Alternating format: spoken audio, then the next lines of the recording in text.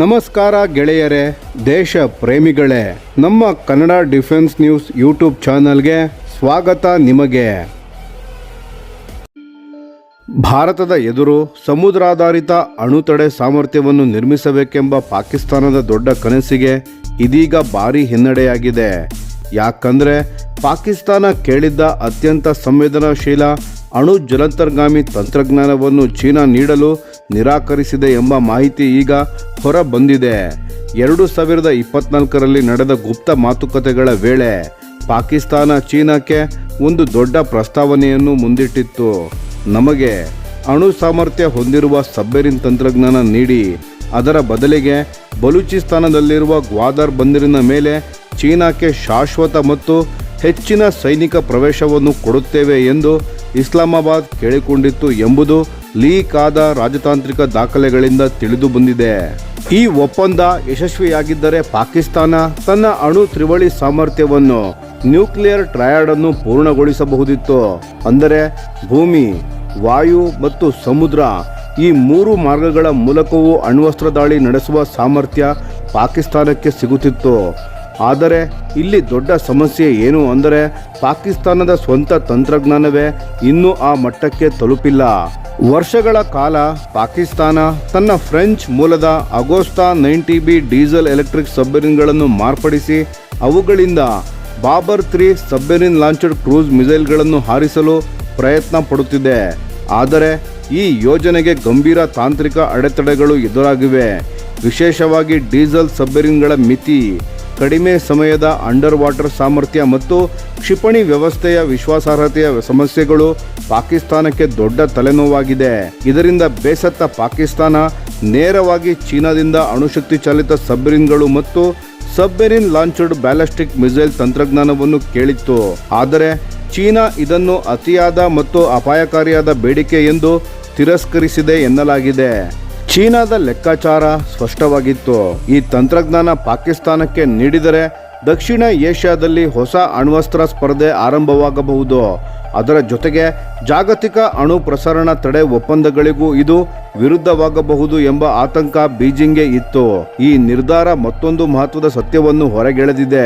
ಜಗತ್ತಿಗೆ all weather friend ಎಂದು ತೋರಿಸಿಕೊಳ್ಳುವ China ಮತ್ತು ಪಾಕಿಸ್ತಾನದ ಸಂಬಂಧಕ್ಕೂ ಇತಿಮಿತಿಗಳಿವೆ.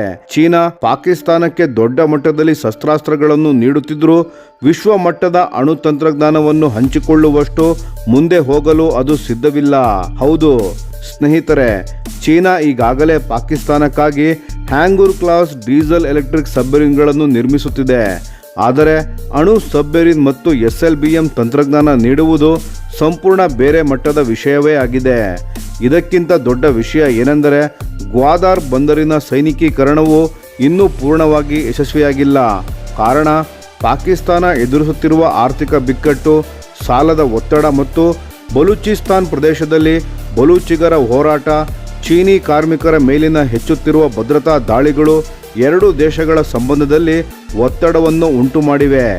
ಇದೇ ಸಮಯದಲ್ಲಿ ಭಾರತ ತನ್ನ ಅಣು ಸಮುದ್ರ ಶಕ್ತಿಯನ್ನು ವೇಗವಾಗಿ ಬಲಪಡಿಸುತ್ತಿದೆ. ಭಾರತದ ಅಡ್ವಾನ್ಸ್ಡ್ ಟೆಕ್ನಾಲಜಿ ವೆಸಲ್ ಕಾರ್ಯಕ್ರಮದಡಿ ಅಭಿವೃದ್ಧಿಪಡಿಸಲಾದ ಅರಿಹಂತ್ ವರ್ಗದ ಅಣು ಸಬ್ಮೆರಿನ್ಗಳು ಈಗ ಭಾರತದ ಅತ್ಯಂತ ಪ್ರಮುಖ ತಂತ್ರಯುತ ಆಸ್ತಿಗಳಾಗಿವೆ. ಪ್ರಸ್ತುತ INS ಅರಿಹಂತ್ ಮತ್ತು INS ಅರಿಗಾತ್ ಕಾರ್ಯಾಚರಣೆಯಲ್ಲಿ ಇದ್ದು ಹೊಸ ತಲೆಮಾರಿನ ಸಬ್ಮೆರಿನ್ಗಳ ಸಮುದ್ರ ಪರೀಕ್ಷೆಗಳು ಮುಂದುವರೆದಿವೆ. ಇದು ಭಾರತದ ಅಣು ತ್ರಿವಳಿ ನ್ಯೂಕ್ಲಿಯರ್ ಟ್ರಯಾಡ್ ಸಾಮರ್ಥ್ಯವನ್ನು ಇನ್ನಷ್ಟು ಬಲಪಡಿಸುತ್ತಿದೆ. ಅಂದರೆ ಭಾರತಕ್ಕೆ ಈಗ ಭೂಮಿ, ವಾಯು ಮತ್ತು ಸಮುದ್ರ 3 ದಿಕ್ಕಿನಿಂದಲೂ ಪ್ರತಿದಾಳಿ ನಡೆಸುವ ಭದ್ರ ಸಾಮರ್ಥ್ಯ ಸಿಕ್ಕಿದೆ. ರಕ್ಷಣಾ ತಜ್ಞರ ಅಭಿಪ್ರಾಯದಲ್ಲಿ ಚೀನಾ ತೆಗೆದುಕೊಂಡ ಈ ನಿರ್ಧಾರ ತುಂಬಾ ಲೆಕ್ಕಾಚಾರದ ಹೆಜ್ಜೆ. ಭಾರತ ಮತ್ತು ಪಾಕಿಸ್ತಾನದ ನಡುವೆ ನೇರ ಅಣು ಪೈಪೋಟಿಯಲ್ಲಿ ಸಿಲುಕಿಕೊಳ್ಳಲು ಬೀಜಿಂಗ್ ಬಯಸುವುದಿಲ್ಲ. ಆದರೆ ಪಾಕಿಸ್ತಾನಕ್ಕೆ ಇದು ಕಠಿಣ ವಾಸ್ತವವನ್ನು ನೆನಪಿಸಿದೆ. ಭಾರತ ತನ್ನ ಸ್ವದೇಶಿ ತಂತ್ರಜ್ಞಾನದಿಂದ ಸಮುದ್ರಾಧಾರಿತ ಅಣುಶಕ್ತಿಯನ್ನು ನಿರಂತರವಾಗಿ ಬಲಪಡಿಸುತ್ತಿರುವಾಗ ಪಾಕಿಸ್ತಾನ ಇನ್ನೂ ಸೀಮಿತ ಸಾಮರ್ಥ್ಯದ ಡೀಸೆಲ್ ಸಬ್ಮೆರಿನ್ಗಳು ಮತ್ತು ಸಮಸ್ಯೆಗಳಿಂದ ಬಳಲುತ್ತಿರುವ ಬಾಬರ್ 3 ಕ್ಷಿಪಣಿಯ ಮೇಲೆಯೇ ಅವಲಂಬಿತವಾಗಿದೆ. ಯಾವುದೇ ವಿದೇಶಿ ಸಹಾಯವಿಲ್ಲದೆ ಸಮತೋಲನ ಹೊಂದಿದ ಸಮುದ್ರಾಧಾರಿತ ಅಣುತಡೆ ಸಾಮರ್ಥ್ಯವನ್ನು ನಿರ್ಮಿಸುವುದು ಪಾಕಿಸ್ತಾನಕ್ಕೆ ಇನ್ನೂ ಬಹಳ ಕಷ್ಟಕರವಾಗಿದೆ. ಇಂಡಿಯನ್ ಓಷನ್ ಪ್ರದೇಶದಲ್ಲಿ ಭಾರತ ಮತ್ತು ಪಾಕಿಸ್ತಾನದ ಮಧ್ಯೆ ಇರುವ ಸಾಮರ್ಥ್ಯದ ಅಂತರ ಈಗ ಮತ್ತಷ್ಟು ಸ್ಪಷ್ಟವಾಗಿ ಕಾಣಿಸುತ್ತಿದೆ.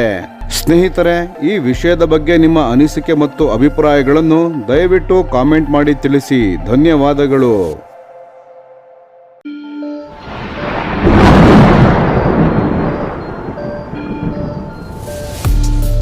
ಈ ವಿಡಿಯೋ ನಿಮಗೆ ಇಷ್ಟವಾಗಿದ್ದರೆ ಲೈಕ್ ಮಾಡಿ ಮತ್ತು ನಮ್ಮ ಚಾನೆಲ್ ಅನ್ನು ಸಬ್ಸ್ಕ್ರೈಬ್ ಮಾಡಿ ಹಾಗೂ ಬೆಲ್ ಐಕಾನ್ ಒತ್ತಿ. ಯಾವ ಅಪ್ಡೇಟ್ಗೂ ಮಿಸ್ ಆಗಬೇಡಿ. ಡಿಫೆನ್ಸ್ ಸುದ್ದಿಗಳನ್ನು ತ್ವರಿತವಾಗಿ ಪಡೆಯಿರಿ. ನಿಮ್ಮ ಬೆಂಬಲವೇ ನಮ್ಮ ಶಕ್ತಿ. ಭಾರತ ಬಲಿಷ್ಠವಾಗಲಿ ಎಂದು ಆಶಿಸುತ್ತಾ ಭಾರತ ಮಾತೆಗೆ ಜೈ. ಧನ್ಯವಾದಗಳು.